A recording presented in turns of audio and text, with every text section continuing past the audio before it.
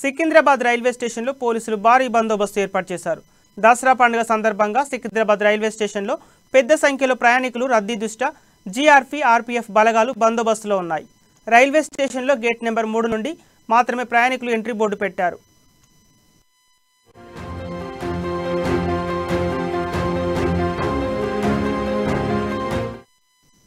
Gate number 4 వద్ద no entry board ఏర్పాటు చేశారు.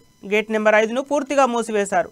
రైల్వే రిక్రూట్మెంట్ బోర్డు ఎగ్జామ్ ఫలితాలు ఆలస్యమవుతున్న క్రమంలో ప్రత్యేక ఇంటెలిజెన్స్ రిపోర్ట్ ఇచ్చింది. మరోవైపు అగ్నిపథ్ పథకం ప్రకటించిన సందర్భంగా సికింద్రాబాద్ రైల్వే స్టేషన్లో చోటు చేసుకున్న అల్లర్ల దృష్ట్యా కూడా బందోబస్తు మరింత పెంచారు.